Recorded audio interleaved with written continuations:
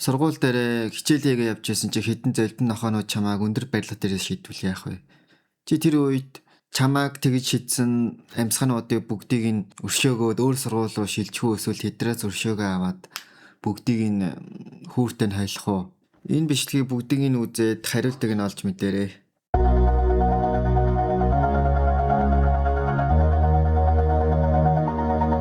Манга минь 10 жилийн хідэн ойлгохгүй золбин нохоонууд шидүүлж байгаа нэг амьсгалын талаар гардаг.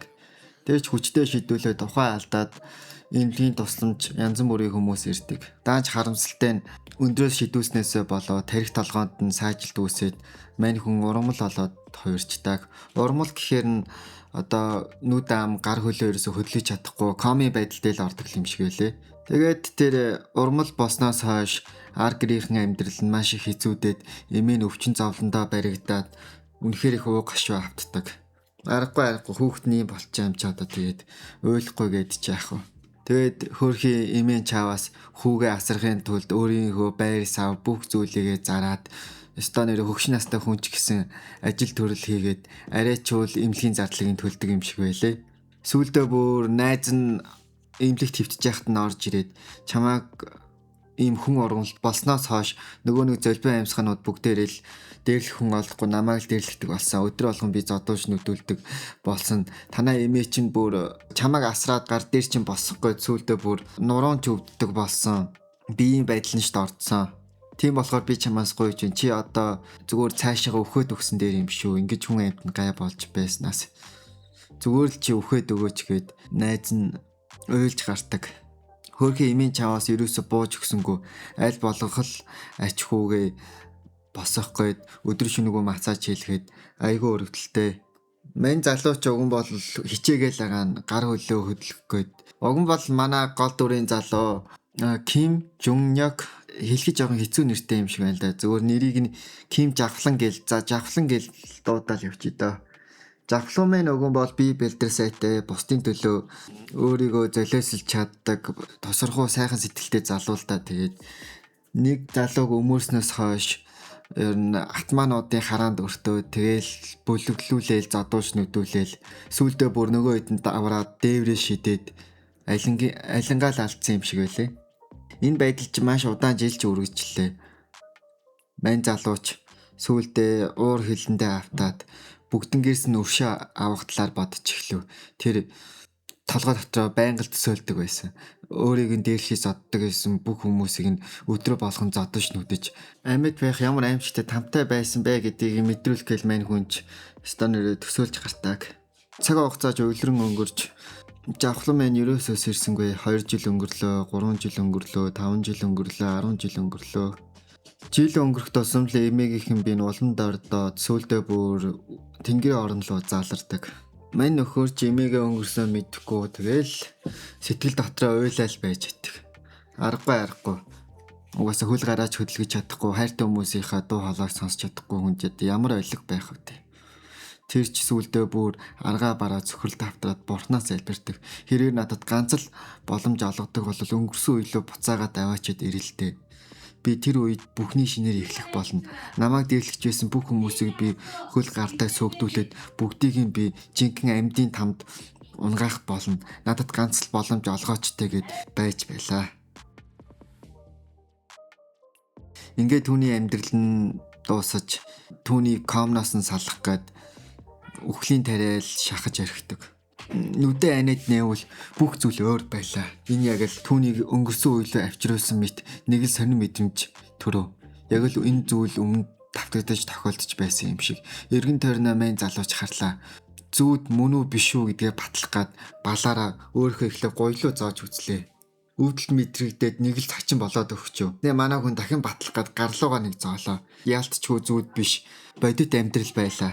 Мань залууч эргэн тойрноо хараал яг өөрийг нь дээрлэгдэг шар үстэй, улаан нүдтэй, чихэндээ эмхтэй нэг эвгүй нэг баачка чанга дуугаар арилал байж байдаг. Тэгснээ түүний хажууд нь нэг амар бүдүүн залууг өстой нохоо хаа шиг унгаагаа дээр нь дэвсэж байна.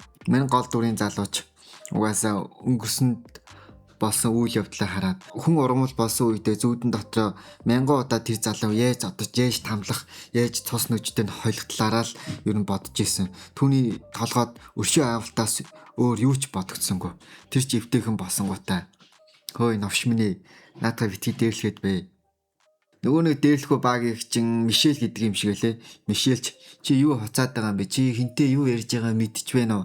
Би энэ ангийн атман байна. Миний ард хамууд байна. Чи надаар оролдоод хэрэггүй гээл манай гол дүрийн залууг атаклаад байна. Манай хүн ч угаасаа 10 жилийн турш хүн ургамал байсан болохоор зүгээр л өршөө авалтаас өөр юу ч түүний тархинд нь орж ирсэнгүй. Тэр баруун гарын хүчтэй шулуун цохилт хийгээд залуугаас цус садарталн цохиод түүнийг нүүр нүдгүү нүдэж байснаа дэвсээд стонерээ нохоо хаашиг л нүдлээ. What is up? Living off the edge like a bubble lining up. Just another day and another dollar. Ангийн үүдээр нь түүний хамууд болох томоо чөргөр тэгээд атмана гэд энэ гурван баачка ороод ирдэг байхгүй юу? Нөгөө гурван залуугийн томоо гэд тэр залуу нь бусдыгаа бодвол арай хүчтэй. Манай хүн ч яг яс толвол тэр залуутай зодолдоод барахгүй л тээ. Аз таарч хичээл эхлэх цаган болж багш нарын сургаар хүүхдүүд ерөөсөө хоорондоо зодолцсонгүй. Нөгөө бүдүүнэч ч юм уу ямар аваа бацаан бэ? Ч юм уу наана байж байгаарай. Одохгүй хичээл тарангууд хойлоо учраатай шүү гэд залуусчууд манай гол дүрийн залууг 50 орхиваа. Хичээл эхэлж байх үед бүлгийн боосч бодол тавтнаа. За энэ бацаан ч уг нь бол бас л жоохон эвгүй баачгал байлээ л дээ. Тэгтээ түүний зүгээр орхиж болохгүй. Хэрвээ тийм зүйл болвол манай хідэн атмануудыг энгийн гарууд нь нэх амир айж имээхгүй байх болоо тэр нохоо амьсгагийн хандын дарахгүй бол болохгүй байхаа гэд босс нь сургууль тарах үеийг хүлээгээд түүн дээр очих гээд бэлдэж байлаа. Нөгөө талд хичээл тардгаараа тарж Мишель гонгноод чанга дуугаар хөөж авахлан навшоо ч юм уу хинээр оролцсноо мэдэхгүй байна да. Чамаг одоо би хүүхдээ чинь хойлох болно гэл том дуурж байхад манай хүн олоо хэлсэнгүй шууд л шулуун цохилтоо хийгээд нөгөө залуугийнхын толгойг нь мөрөнгөтэй хойлоо дуусгаагүй байхаа одоо чамаа жинхэнэ хүүхдээ чинь хойлоод өгьгээд манай залуу дахиад нүдэд байлаа. Өстой нэр хүн харахын эцсгүй болтол нүддэг. Гэснээр манай гол дүрийн залууч эргэн тойрноо харж байлаа. За яг хоо энэ Мишелийг ч бол аргалжлаа. Харин тэр бүдүүн том биетэй навшиг бол дийлэхэд арай жоохон хэцүү байх. Тийм болохоор ер нь би ямар ч арга ашиглаж хамаагүй түүнийг зодоод ер нь дээрэн гараа илгэж бодсон юм шиг лээ. Тэгээд нэг юм халаасандаа өөртлөөд авчив. Завсарлагын үеэр ч манай хідэ атманууд гол дүрийн залууг мэн зодохгүй түүний англиун явж байлаа. Тэгтэл баахан охтууд хөвгүүд орилж хашгирсан сүйдтэй байлаа. Тэдний ангиас л тийм зүйл болоод байх шиг лээ. Нөгөө хэд атманууд чи яард сандраад тухайн зүгрөө гүйлээ. Тэгтэл манай жавхланч нөгөө Мишелийг стонер аимшигтай баг хүн харахын эцсгүй зодож байлаа. Атмануудын арай нэг том биетэй баг залуу нь найзыгаа зодуулж байхыг харсан томоогийн уур нь хөдлөөд түүнлүү давхиж очлоо. Мань хүнч гиндүүлж байгаад чоожоор тархин тушаа газар нь хуслаа. Угаасаа тэгжээж л барахаас хойш манай хүнч нохоо санаагаараа тарих толгоолоо нөгөө нэг хүчтэй зүйлээрээ бүр баруун зүүн тийшээ нь илжиртлэн зохиод түүнийг ухаан алтлан зохиод болгож тавив.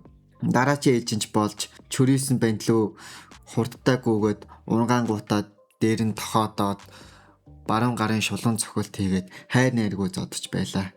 Энэ үйл явдлыг холоос харж байсан боосон ч нэг л зог тусаад хөлс баасан гоожид хачин болчихв. Энэ овчин томоог дээлжлээ, чөргөрийг дээлжлээ.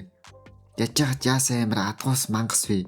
Би энтэй хосолцуул барахгүй юм шиг байна гээл мань атманч айгаал.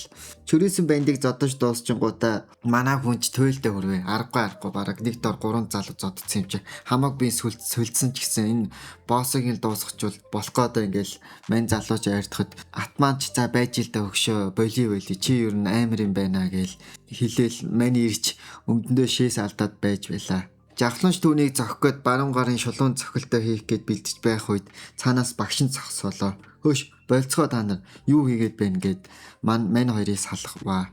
Тэгснээ манай жавхланд хариуцлага тооцох гээд багш нарын өрөөлөө дагуулад орлоо. Тэгснээ багш нь гэж өстой хөгийн санаатай ном шимчиг байлээ. Атмануудын мөнгөнд нь гахаад Тийм үү яа тийм.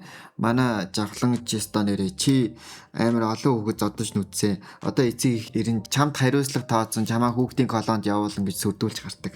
Манай хүнч эхэндээ тэр сүрдүүлийн тоохгүй. За багшаа таныг хараад үтчихэ штэ. Угаасаа ийм хүчирхийлэл болж л байдэн штэ. Та ямар бид намайг зодуулж байхад өмөр дайсан биш.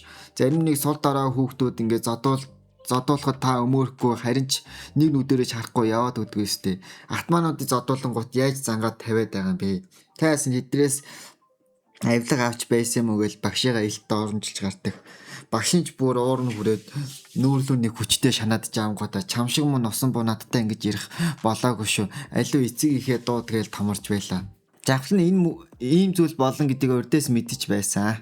Угаасаа өнгөрсөн үед энэ багш нь авилгалд итгэцэн атмаа хүүхдүүдээс мөнгө авдаг, татвар татаас нэгдэг багш гэсэн нэр зүүсэн залуу байсан юм шиг байлээ.